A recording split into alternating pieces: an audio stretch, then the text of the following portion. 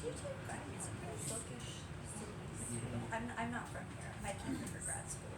I didn't stay. No, I grew up in Costa Rica. Good evening, and welcome to Magers Quinn, everybody. My name is Sarah, and I'm a bookseller here. I'm so pleased that you're joining us to celebrate Dan Chaon's new book, One of Us. A few housekeeping things before we get on with the show tonight. You will hear from Chaon in conversation with Antonia Angress. Then there will be a time at the end of the program for audience questions. After Q&A, please allow the authors to move to the signing counter, which is the glass display case you pass on your way into the store. You may line up there to say hello and get a signed copy of the book tonight. If you do buy a copy here this evening, you're not only supporting our authors, but also a locally owned independent bookstore, and we cannot thank you enough. Finally, please allow me to introduce our guest. Dan Chaon is the author of several books, including Ill Will, a national bestseller that was named one of the 10 best books of the year by Publishers Weekly. Other works include short story collection Stay Awake, a finalist for the Story Prize, the national bestseller Await Your Reply, and among the missing, a finalist for the National Book Award. Chaon's fiction has appeared in the Best American Short Stories, the Pushcart Prize Anthologies, and the O. Henry Collection. He has been a finalist for the National Magazine Award in Fiction and the Shirley Jackson Award, and he was the recipient of an American Academy of Arts and Letters Award in Literature. Chaon lives in Cleveland. Antonia Angress is the author of the novel Sirens and Muses. She was a finalist for the Minnesota Book Award and was named a Best Book of the Year by Glamour magazine. She is a National Book Foundation 5 Under 35 honoree, a 2024 National Endowment for the Arts Creative Writing Fellow, and a 2024 Minnesota State Arts Board Artists Initiative grantee. She holds a BA in Comparative Literature from Brown University and an MFA in Fiction from the University of Minnesota. Born in Los Angeles and raised in Costa Rica, she lives in Minneapolis with her family. Please join me in welcoming Dan and Antonia.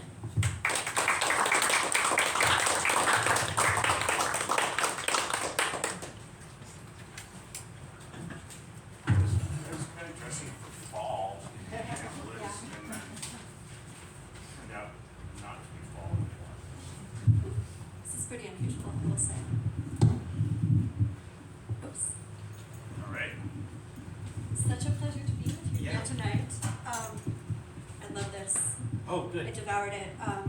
It's really propulsive and creepy in the best way. And I'm guessing that the Halloween adjacent release date was not a coincidence. Right. I'm glad that it came out not on Easter. So I was hoping we could start off with a short reading. Yeah. So this is a book that it takes place in for the most part, in a carnival in 1915. And I'm going to introduce the two main characters and the antagonist.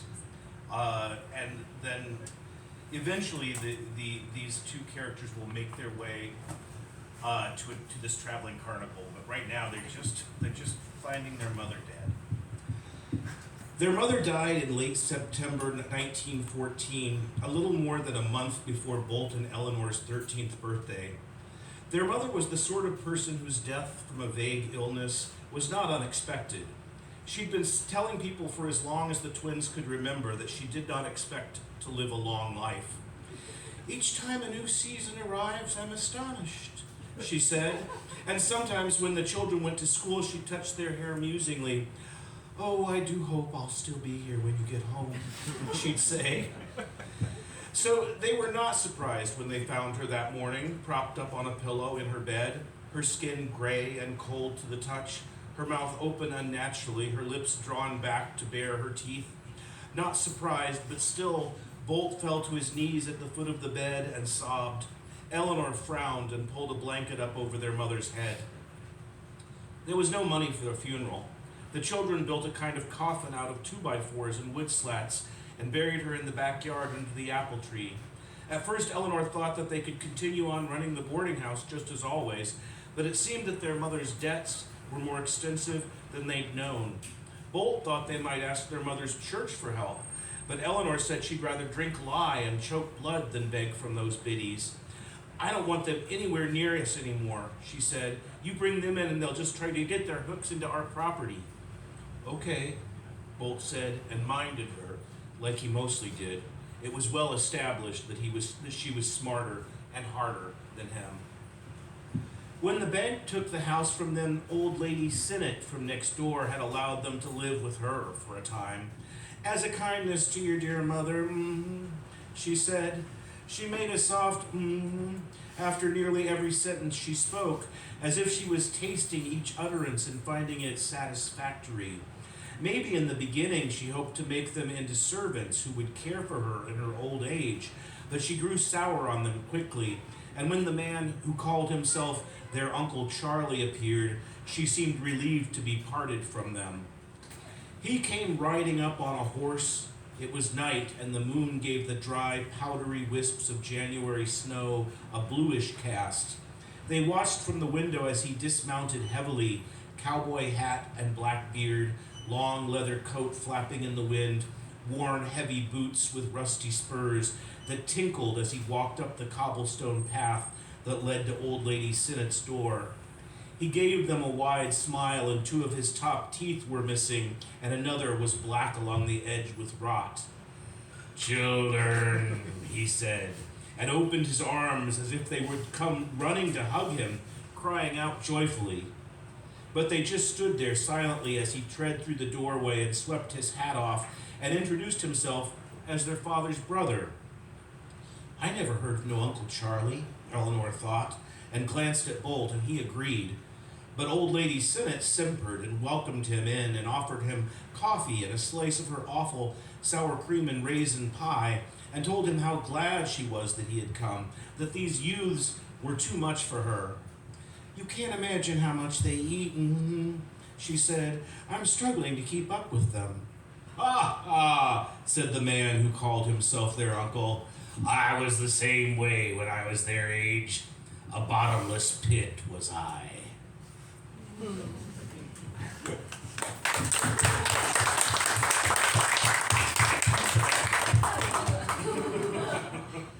Love the voices. My kid would get a kick out of you.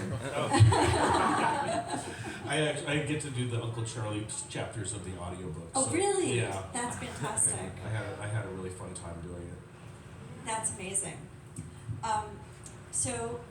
Just a little bit of fun background here. You and I have never met before tonight. We met about 10 minutes ago.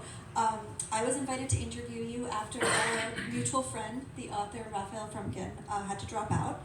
So I really had no idea what this book was about. Going into it, when I received a copy from your publisher and started reading it, it felt like this weird little bit of kismet, because believe it or not, when I was 18, I also joined a circus. Oh, wow. Not at all under the same circumstances. I'm not an orphan, but I was really into circus arts, and when I was in high school, I was a juggler, and then I did poi and double sticks. In the summer before my first year of college, I briefly toured with a circus school in the UK. It was not at all like what the book depicts. There was a lot less spiritualism and a lot more just like schlepping gear and waking up at the crack of dawn. Right. But it's a really interesting world with its own language and lore, really interesting subculture, and one that has a really long history in literature and film. Movie Freaks, from which you draw the title, which you're doing a talk about tomorrow.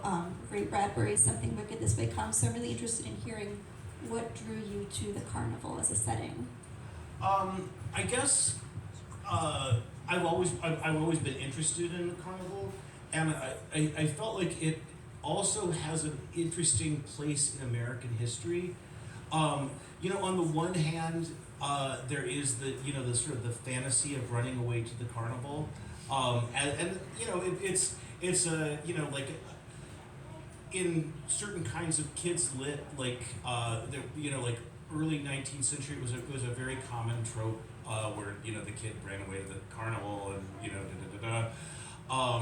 and it was a way to sort of escape and also be special and get outside your small town life, these kinds of things these traveling shows went all over the place in the United States, to very small towns, and so it was for many people it was their one taste of exotic or the glamorous or or of magic. At the same time, it was a place where you were excluded from regular society, and it was it did mean that you were an outsider in some ways. I mean, if I tell you you belong in a circus, it's not a compliment. So it has these both aspects in American culture, and that was really interesting to me. And I wanted to write a historical book because I really wanted to be out of our current home for a while, in my mind at least. So I actually want to talk a little bit about genre. Mhm. So this is a historical novel. This is a book that really, I think, refuses to sit in a single genre. It's a historical novel. We've got the thriller framework with this homicidal uncle hunting down the runaway twins.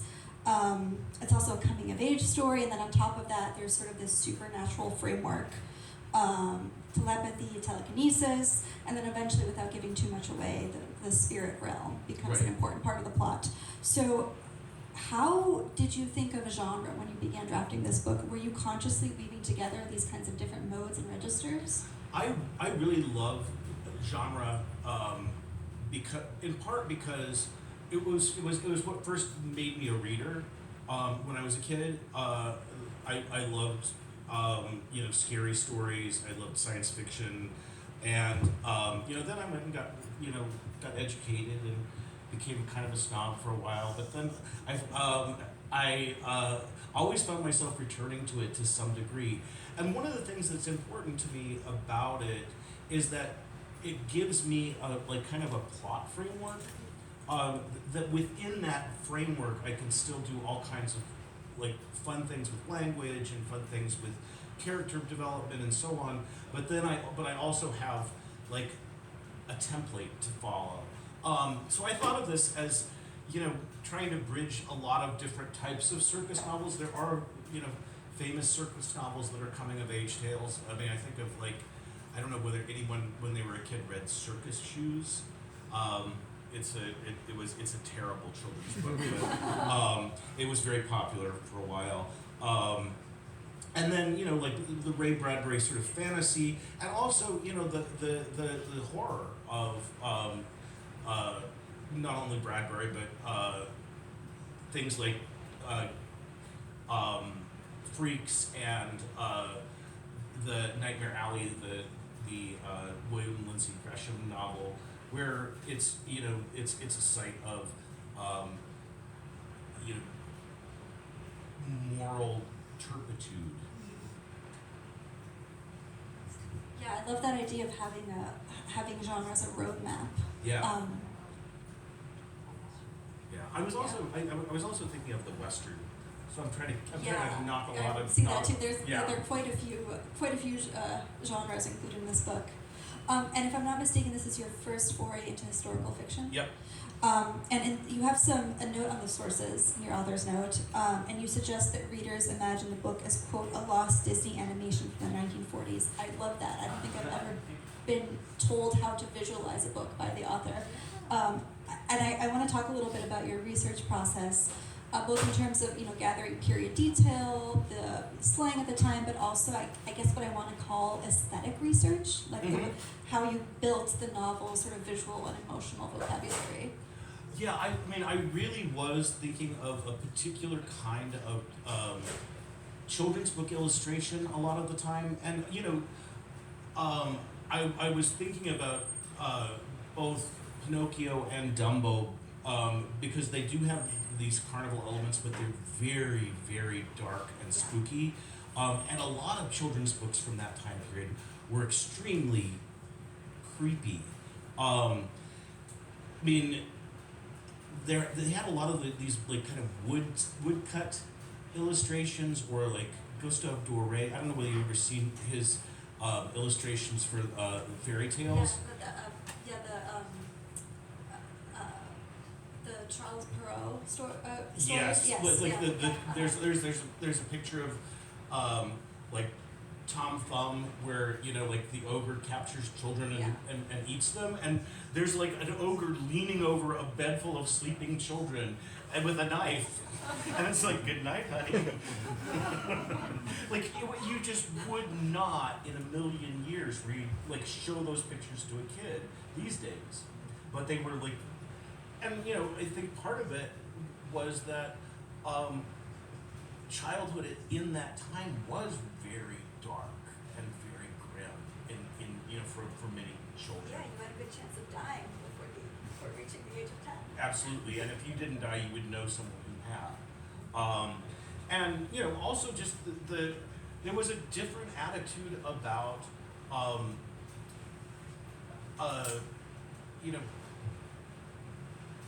children as agents of their own life, and a different attitude about things like animals. I mean, I went through a phase where I was reading a lot of daily cartoons from that time period, because they really do a good job of portraying what ordinary life was like, particularly for kids. But I was surprised by how many comic strips were about a kid is told by his mother that he has to take puppies out and put them in a sack to drown them. And this is a comic that the kids are reading on Sunday. Which, I mean, yeah, that was, I guess that was the way, but it's still so strange that that's like a sort of, like the kid's like, "Oh, Ma, I don't wanna," and it's like, I want to clean my room. I don't want to drown these puppies. right. But yeah, I mean, it's just like it sort of taps into this, I guess, fairy tale horror that I feel like felt right for this book. And I was also really interested in spiritualism, which was so popular at the time. I mean, it was, people were going to seances. People believed in, the astral plane and contacting ghosts and, all of that stuff was pretty mainstream. And that's interesting to me too. Yeah, and then towards the end, the book does get into some really interesting questions about the nature of life and death and the nature of personhood. What makes a person a person? What are souls? Right. Another thread in the book that I found particularly interesting was the line that the book walks between exploitation and care. So the carnival is run by this Mr. Gengling, and when we first meet him, he's kind of a sleazy character. He's someone who collects people essentially with birth defects, people with unusual bodies or with unusual abilities to serve as these, for sideshow appeal, essentially. But then as the story unfolds, we begin to see the circus as a community. It's a place where people have made their own family. Right. And Gengling does protect his people. He respects them. He sees their so-called freakishness as just another form of human variation, even though he's putting them on display to be gawked at. Right. So can you talk a little bit about that, about the way the book kind of both critiques and humanizes that sort of like carnival, putting people on display because of their bodies? Well, I mean, I think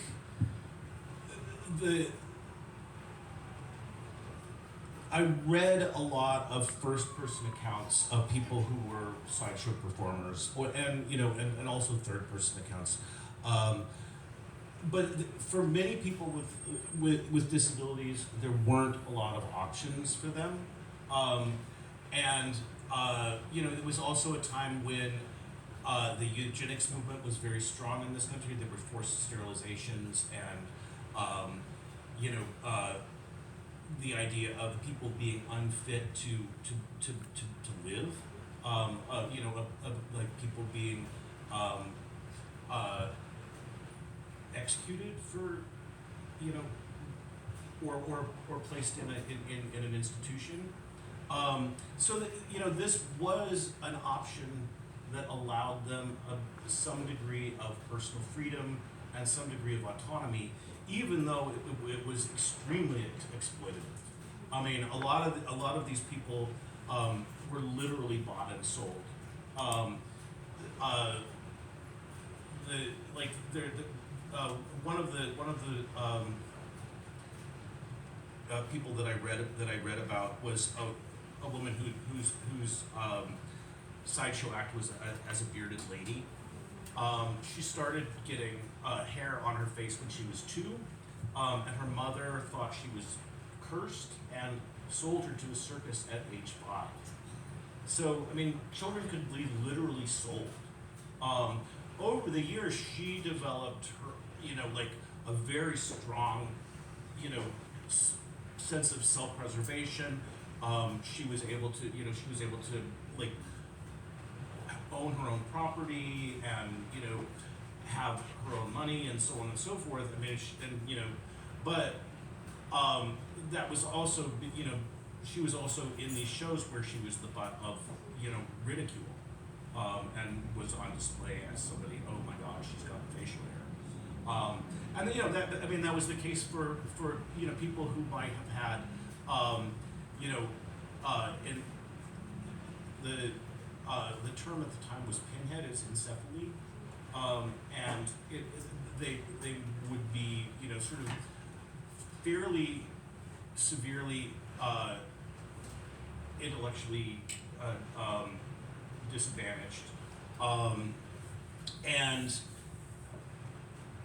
they would need caretakers, and those caretakers would often, exploit them as sideshow acts. One person that you may be familiar with is Schlitzie, known like as Schlitzie the Pinhead, who is sort of the basis for Zippy the Pinhead cartoons. But he was in the circus for a long time. One circus owner had adopted him as a ward. When that person died, he was more or less inherited by the guy's daughter, who put him in an institution for like decades. And then I feel like I'm going on too long about this, but I'm really passionate. It's really fascinating. He was in this institution, and it was like a really terrible place that was just sort of warehousing people. And one of his cohorts from his sideshow days happened to be in this place working during the off season as a janitor, and recognized him and was able to get him out of the institution and back into the circus. And it was like it was all he'd ever known, and he was much happier to be, performing than to be, institutionalized. What other options there were? I mean, you would like to think that there would be like some other places between, exploited as a sideshow performer or institutionalized, but there really weren't a lot of options unless you happen to have a very loving and accepting family. And then, what happens to you when your parents die? So this kind of leads into my next question. I found that whole aspect of it very interesting. The book takes place mostly at the turn of the 20th century, but then at the very end there's kind of this coda where we jump into the present day, and where we learn that this circus, Gengling's Carnival, has become the Jengling Institute, which is an organization with a history of advocating against eugenics and forced sterilization laws that you just mentioned. And so I thought that modern day turn was really fascinating because it makes explicit something that I think is kind of simmering beneath the surface of the book, right? The idea of disability rights, what it means to honor human difference. Right. And I think many of, as you've suggested, many of the performers would today be understood through the lens of disability. Right, absolutely. So I'm curious about like when you decided to add this coda, and whether those questions around disability and human variation, at what point you decided to make those more explicit? I guess I had always intended to have this kind of wraparound. Just because it has one of the characters is somebody that can predict can predict when you'll die, and that's like her power. But I was really interested in having this sense that we didn't leave the characters in medias res. We saw their whole lives, and we saw how things turned out for them over the course of a century. And I also like the idea of this carnival transforming into something else that is still sort of itself, nevertheless. I think for me, I've always been interested as somebody who is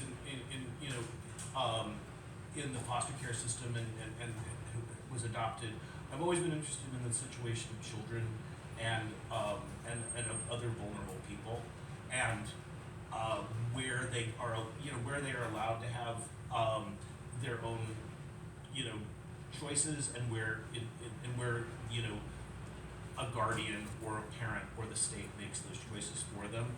And that was something that seemed really ripe here for me. I mean, not only do I have orphans, but I also have people who are more or less literally owned by an institution.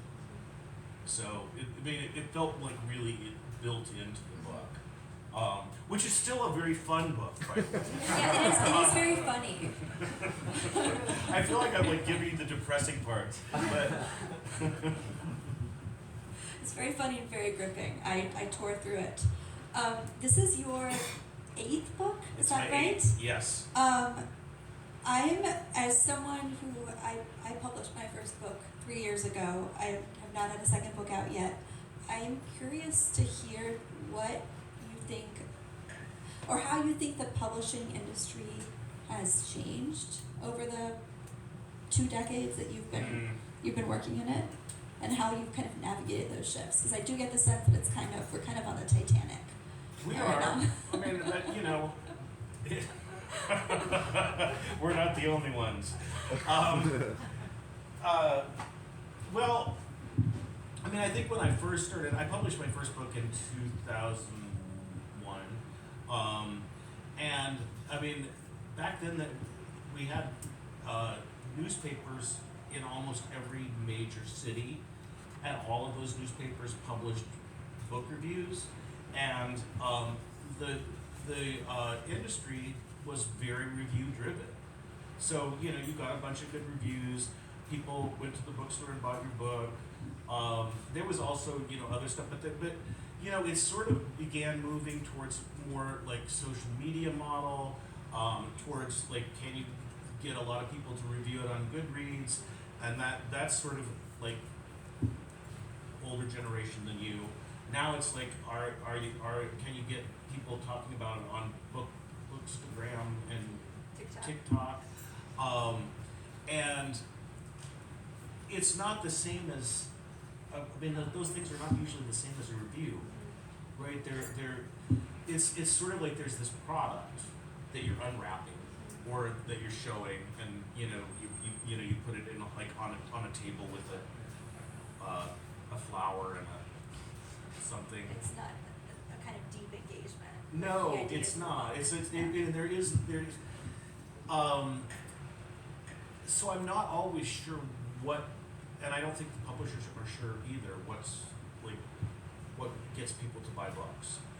I have a feeling like Jenna Bush Yeager or whatever her name is sells some books. Yeah, she and Reese Witherspoon. And Yeah, Oprah.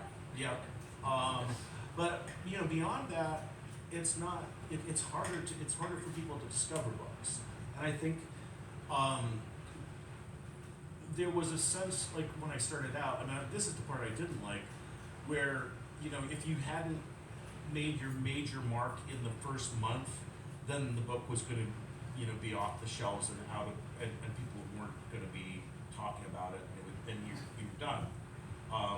And then you had to wait till the paperback.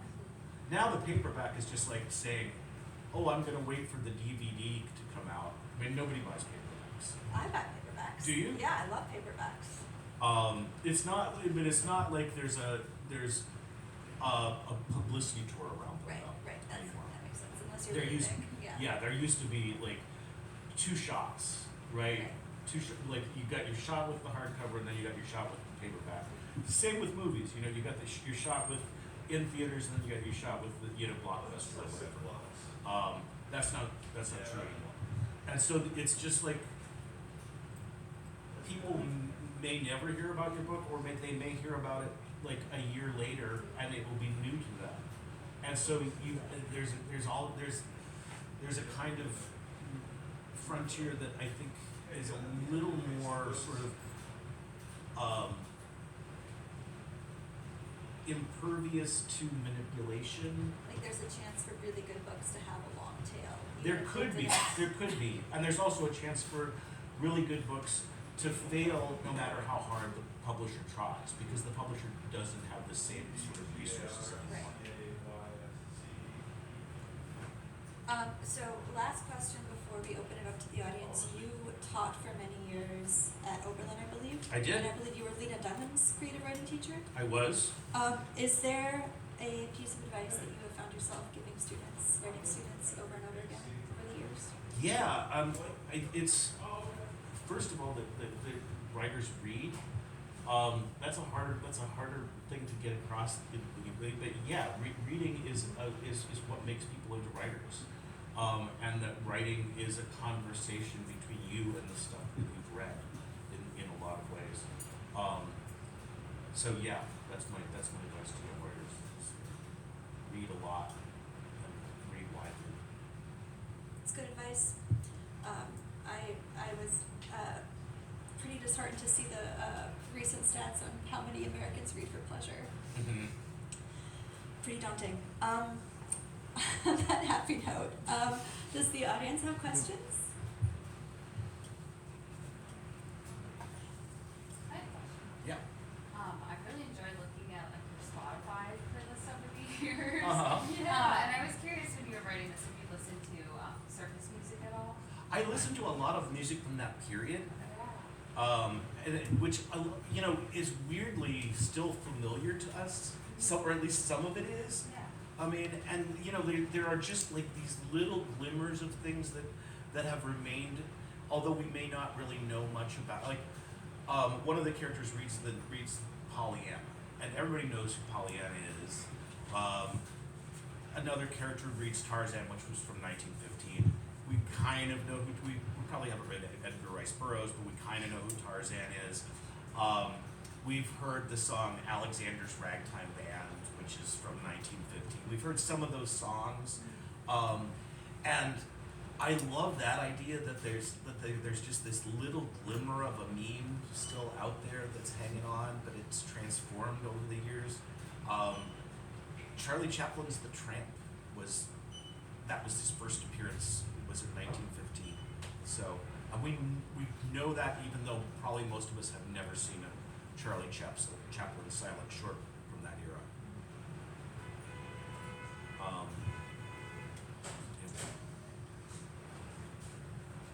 Yeah.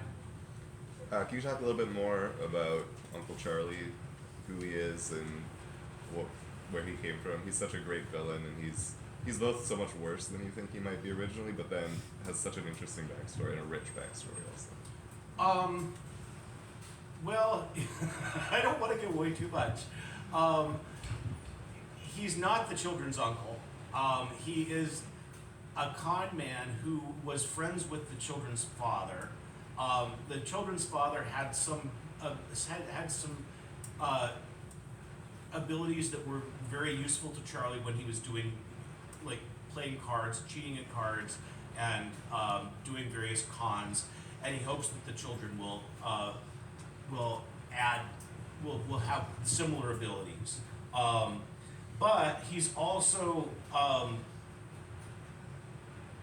kind of obsessive about finding somebody to cuddle, and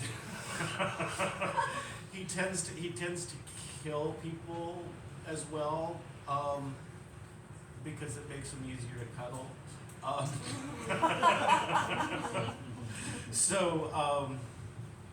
Yeah, I don't want to give too much of him away. There's a sweetness there too, though. There is a weird sweetness, but also it's like the scariest kind of sweetness. It's a great character. Yeah. I mean, it's the kind of sweetness that you're terrified of as a 3-year-old. But like, come to me. you mentioned Instagram and Book Talk, and I think you're killing it on Instagram. Oh, nice, thanks. And I would like to know who's taking care of Shirley while you're on tour. My son lives at home, so he's taking care of Shirley. I am so glad that she's become the star that she deserves to be. We're making another video this weekend for Banned Book Awareness Month, and I'm going to explain to Shirley why we can't ban books about cats. I will look forward to that. I'm a teacher, and there's some things I can't show my 6th grade students, but Right. I'm looking forward to sharing that with them. That'll be G-rated. fun. Thank Thank you.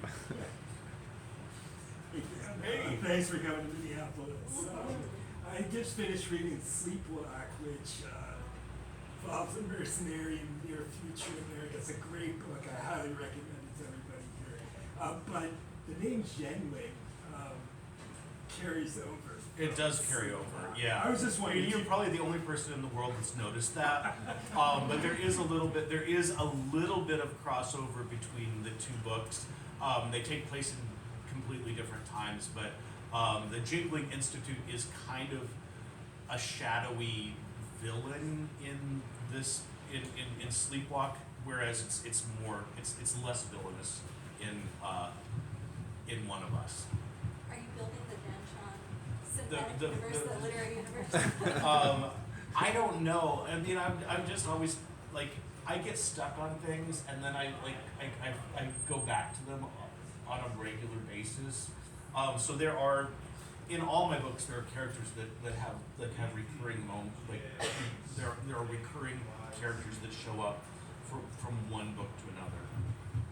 Sometimes not named the same thing, but they're the same character. Love that. Yeah. Luckily, like most people don't notice. So. But it's great. It's great when you do. I mean, David Mitchell does that. I know. I His love novels, David it's Mitchell's fantastic. stuff. Yeah. And so does Emily St. John Mandel. I love her stuff too. I'm gonna do that in my next book. Yeah, just bring something like that. Or just mention somebody from your other book that's been killed. Like that's like what's that guy's name? Brady Spinellis. He has he'll have a character in one book, and then like you'll just briefly see that character has been killed in between one book and another. Oh, that's great. What I was thinking was that I think characters from his book briefly appear in Secret History. Oh, I think so. Because he and I think John that's right, yeah. were friends in college. Yeah. Yeah, that's right. That's funny. Yes, sir. To follow up on your writer's read, I'll ask you it's the common question, right? Like, you are going to be stuck on an island and you can bring 3 books with you. The collected stories of Hans Christian Andersen.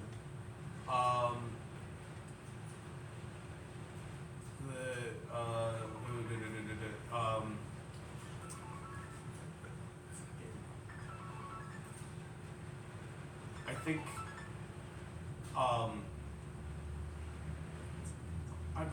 trying to pick the Dickens, but it's probably Our Mutual Friend. And maybe David Mitchell's Cloud Atlas.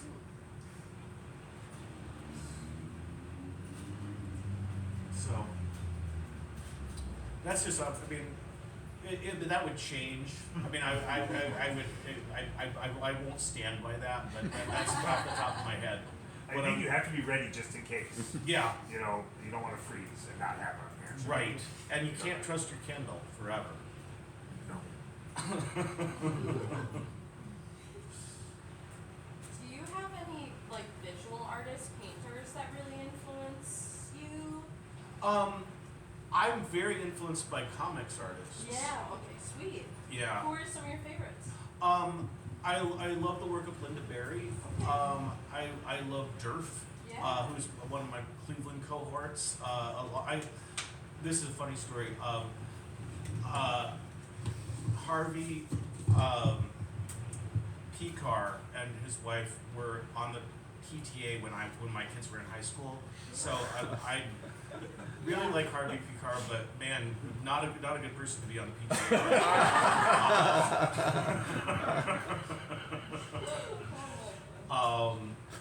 Let's see who else. One of my former students, Sam Zavo, is a really great cartoonist, and does he has his own series of comics. He does these 4 panels. They're just crazy and great. So Yeah, that's so cool. yeah.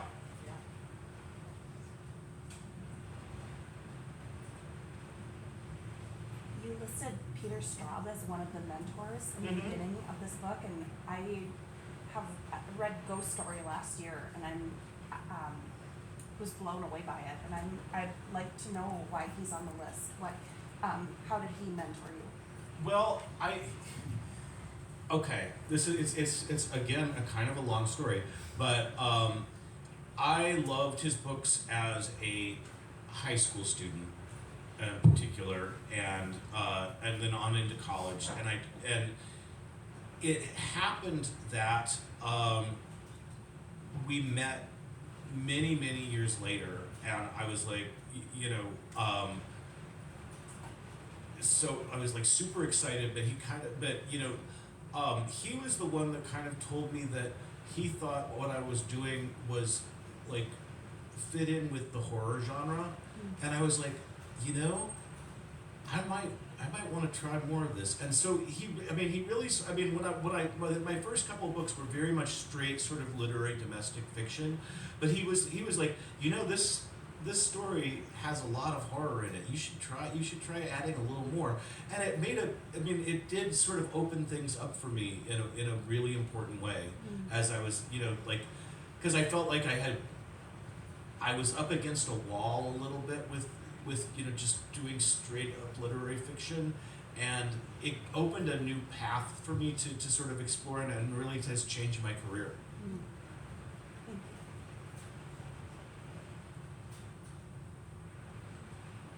Who are your favorite horror people? I mean, right now or of all time, or I want to know both, I think. well, I'm doing an event with Stephen Graham Jones in a few weeks, and I love his work. I just read The Buffalo Hunter, which is, I thought, terrific.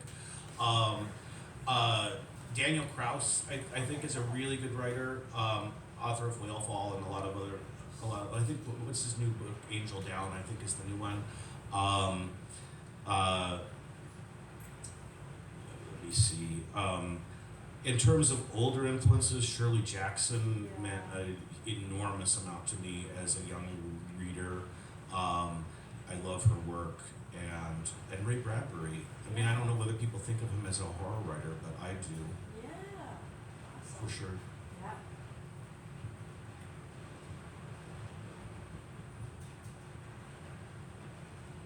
Anybody else? All right, Yeah. let's sign the books.